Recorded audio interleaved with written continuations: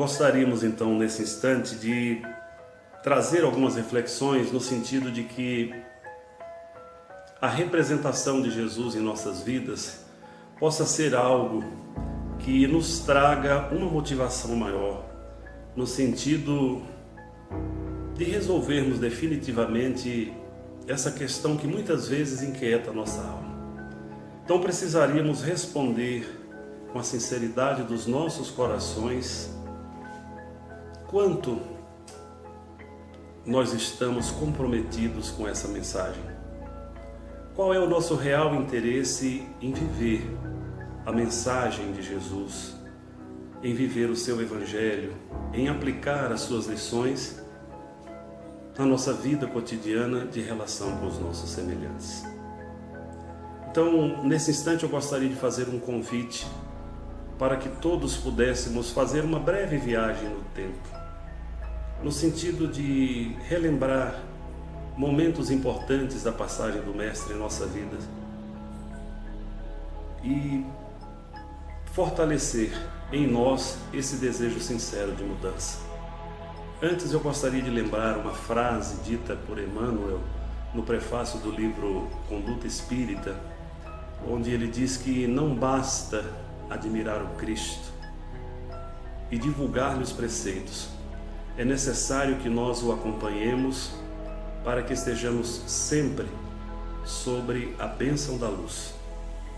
Então precisamos buscar o Cristo para que o Cristo nos encontre. Essa viagem que eu quero propor a todos é no sentido de nós identificarmos a presença de Jesus em nossas vidas e o quanto que essa presença pode ser decisiva para todos nós. Quem vai nos conduzir nessa caminhada é Amélia Rodrigues, Espírito, a psicografia de Divaldo Pereira Franco, do livro Pelos Caminhos de Jesus, uma mensagem intitulada O Anjo da Misericórdia. Na tarde triste e tumultuosa do Calvário, quando Jesus encontrava-se enfraquecido pelas ulcerações dos cravos e dos espinhos implantados em sua carne, ocorreu um fato inesperado, que as testemunhas do lutuoso fato não puderam perceber, por transcorrer além das fronteiras objetivas da matéria. As vozes entristecidas da natureza dominavam a paisagem sombria, e os homens, atormentados, pareciam vencidos pelas cruéis expressões do primitivismo animal, em total alucinação diante do justo crucificado.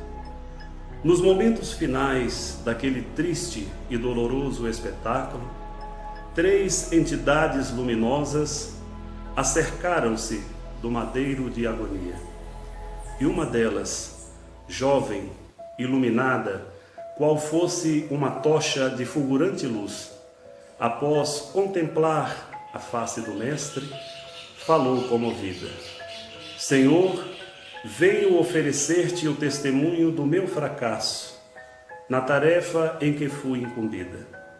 Segui os teus passos por toda parte e procurei abrigo nos corações que eram atraídos pela tua palavra consoladora. Levantei ânimos, impulsionei sentimentos desavisados à razão, convoquei servidores ao trabalho da fraternidade e, não obstante, estive presente no momento da deserção de Simão Pedro, quando ele te negou conhecer, o que fez por 3 vezes consecutivas, e acabou expulsando-me dos seus sentimentos, nos quais me encontrava agasalhada há largos meses. Desiludida dos homens, venho diante de ti solicitar permissão para sair da terra e partir na direção dos cimos esplendorosos da vida, para onde eu sei que seguirás. Tu sabes eu sou a fé. O mestre fitou-a com o olhar enternecido, repleto de ternura e de compaixão. E através da cortina de lágrimas sanguinolentas que lhe nublavam a claridade visual, lançou o olhar na direção da segunda entidade, que também se aproximou daquele instrumento de arbitrária punição e elucidou: vivi todas as tuas instruções e procurei remodelar os campos moral e emocional dos homens que te seguiam. Vi muitos deles que se encontravam à beira do desespero e da loucura, mas graças à tua mensagem libertadora, consegui convencê-los a prepararem-se para os desafios do futuro, em favor de perspectivas futuras abençoadas. Vi muitos deles que se encontravam à beira do desespero e da loucura, mas graças à tua mensagem libertadora, consegui convencê-los a aguardar por melhores dias, confiando nos retos deveres em favor de perspectivas futuras abençoadas. Apesar disso, estive seguindo Judas, arrependido como se apresentava após a ínfame traição. Percebendo-lhe os pensamentos infelizes e o desespero, envolvi-o em ternura, chamando-o à razão e dizendo-lhe, através do pensamento, que perante as leis divinas sempre há oportunidade para aqueles que desejam sinceramente regenerar-se. Ele, todavia, preferiu o enforcamento covarde em uma figueira brava. Ainda retenho na memória a visão do seu corpo oscilando naquela corda vigorosa em que ceifou a vida carnal. Porque fracassei entre as criaturas, compareço diante de ti e peço permissão para também sair da terra e te acompanhar junto ao reino do Altíssimo. Como podes perceber, eu sou a esperança. O mestre contorceu-se nas traves grosseiras, enquanto a massa humana, desenfreada e enlouquecida, agitava-se no ponto mais alto do ensombrado e obscuro morro da Caveira.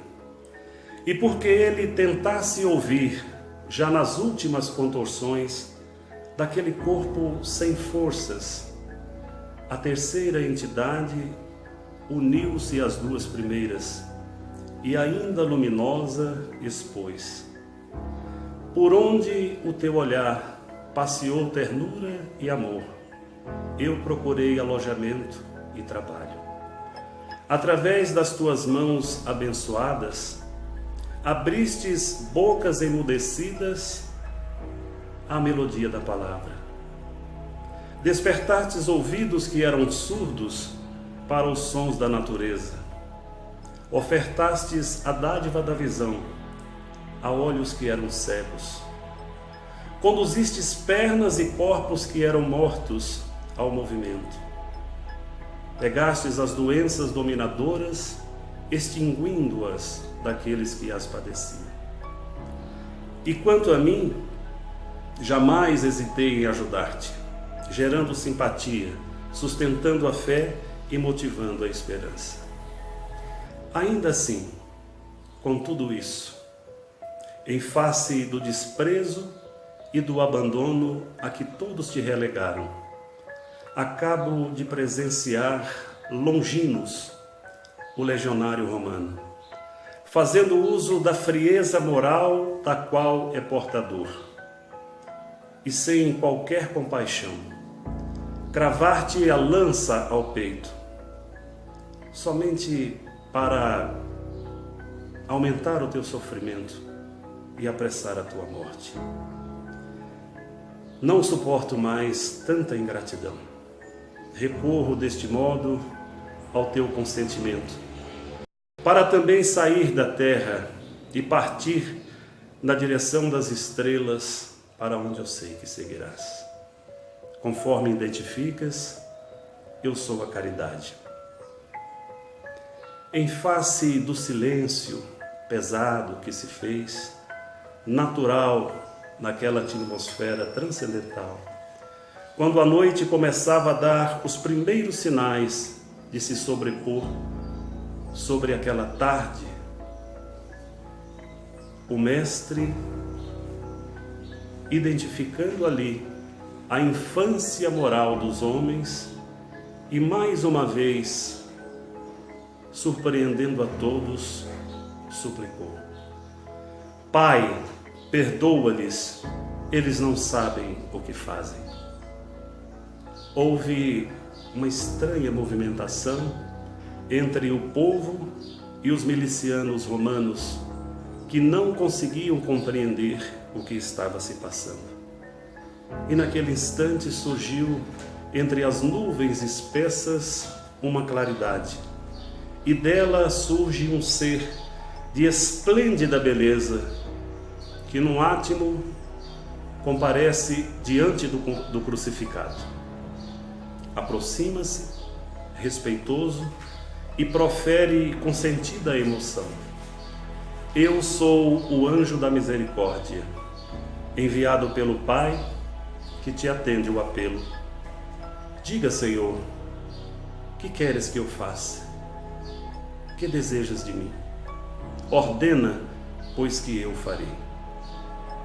Naquela altura, já com a voz inaudível para os ouvidos humanos, no entanto compreensível para o emissário divino, o Mestre determinou comovido: Fica no mundo e leva contigo a fé, a esperança e a caridade, em meu nome, para que os homens que me conhecem e também aqueles que não me conhecem possam ter diminuídas as suas dores e penas e atenuadas o quanto possível as suas desventuras, sempre sobre a proteção do meu amor, e permaneçam sem cansaço e nem desânimo até a consumação dos séculos, como faróis de luzes a sinalizar os rumos felizes.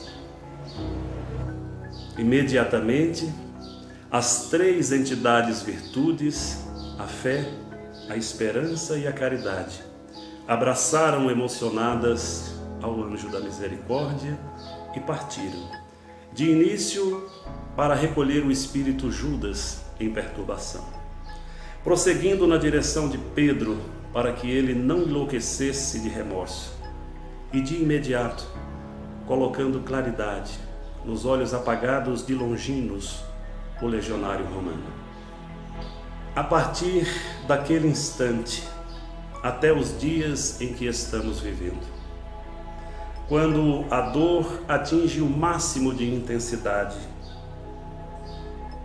quando a hidra da guerra ceifa milhões de vidas indefesas, quando a agonia domina, tentando esmagar os sentimentos, quando a vida parece sucumbir e todos os acontecimentos se apresentam com desalentadoras perspectivas, o anjo da misericórdia sutilmente se aproxima e envolve as criaturas, aqui e ali, neste e naquele coração, com a chama da fé que reanima ou com a pulsação da esperança que renova e que encoraja, ou com as mãos sublimes da caridade que sustentam e que libertam, em nome do amor infinito de Jesus Cristo, que não cessa jamais. Busquemos o Cristo, meus irmãos, para que o Cristo nos encontre. E aí sim, nos aproximando da sua atmosfera amorosa de paz, possamos nos desvencilhar definitivamente do orgulho, do egoísmo, da tola vaidade, dos ranços de hipocrisia e do personalismo. E adentrando a sua atmosfera de paz, possamos então afirmar, sensibilizados: sou espírita, sou cristão. Que o Mestre nos abençoe, nos guarde em seu amor e nos conduza sempre na sua paz.